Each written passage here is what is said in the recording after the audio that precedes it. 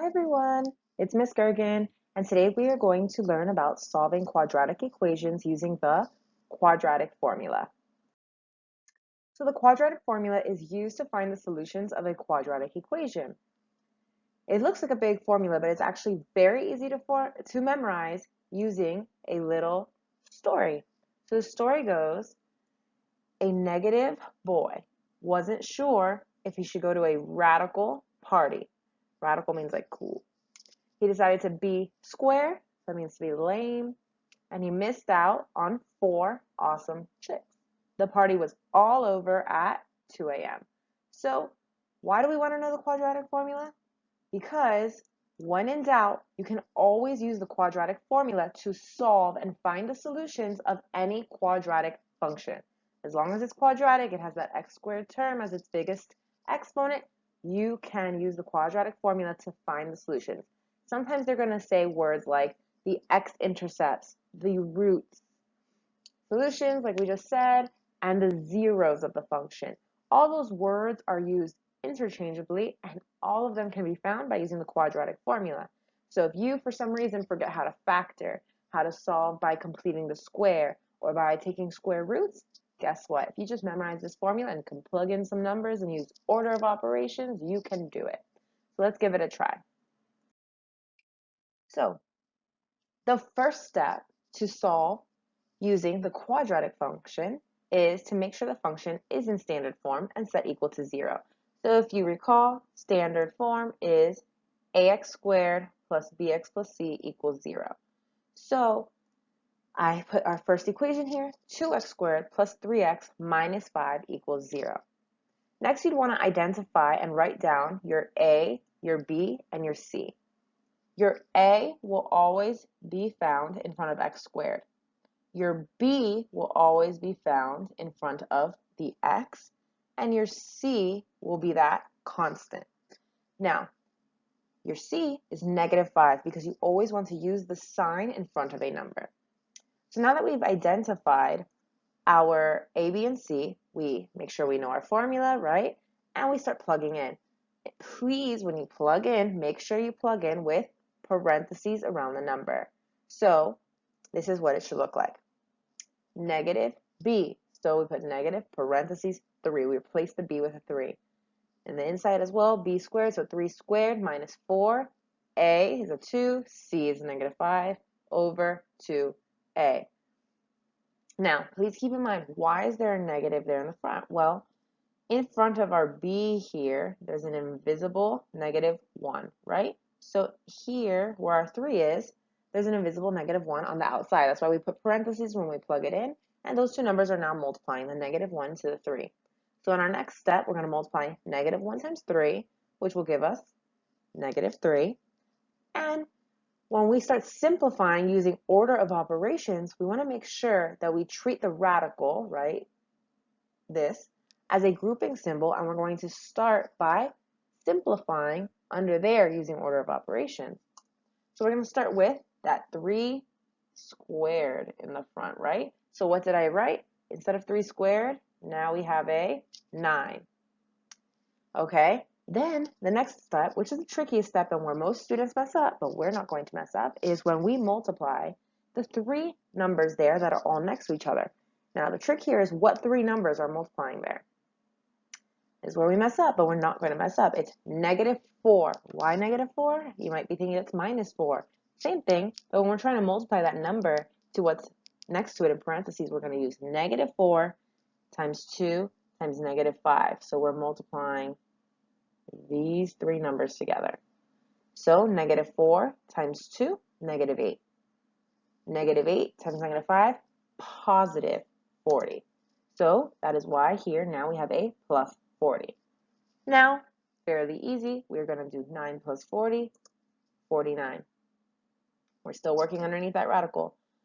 We're going to take the square root of 49. That means what number multiplied by itself will give you 49? The answer is 7. You no longer need to write the radical symbol. Now you're going to have 2 problems. You're going to have -3, and then you're going to use plus 7, right? So here on the top, we just use the plus sign. Now again, this division bar is a grouping symbol, so we're going to work in the numerator, the top first. We're going to do negative 3 plus 7 gives us 4. In the bottom we have 4. And anything divided by itself is 1. So our first x-intercept is 1. Next, we're going to write it again, but this time we are going to use the minus sign in the top, right? So instead of plus, we have minus. Everything else is the same. So negative 3 minus 7. We work in the numerator, we get negative 10 over 4. Now negative 10 over 4, we can simplify this fraction. Both those numbers are divisible by 2. So when we divide negative 10 by 2, we get negative 5. When we divide the 4 by 2, we also get 2. So you could leave it as negative 5 over 2, or you could divide it and get your decimal, which is negative 2.5. Either one works. These are our x-intercepts, our solutions, our roots, our zeros of the function. Again, if they ever ask you for any of those, the quadratic formula will always work for a quadratic function, and you just plug in numbers and solve in this order. Let's try another one. So on our next problem, I gave us a function that is not in standard form. So if you take a look at our equal sign, the x squared term is not on the same side as the rest of the terms. So we want to move it to the other side, which is very simple. How can we move it to the other side?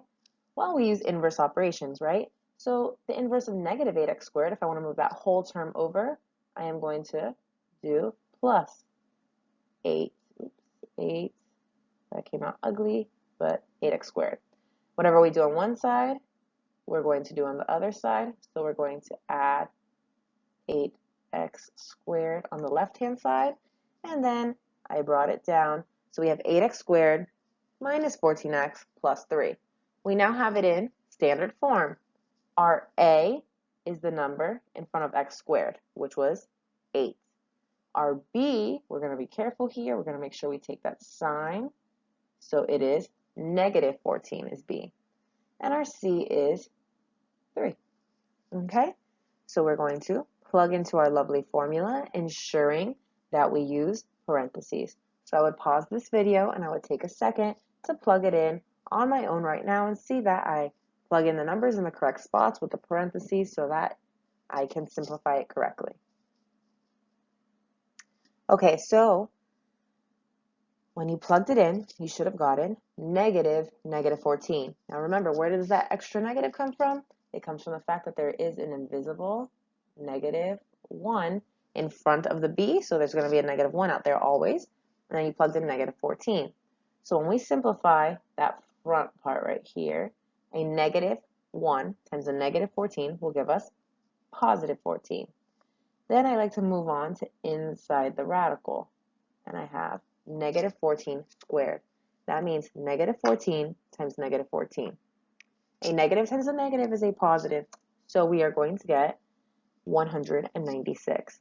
So now we have 14 plus or minus 196, and now the tricky part, when I multiply these three numbers together, I have negative 4 times 8 times 3.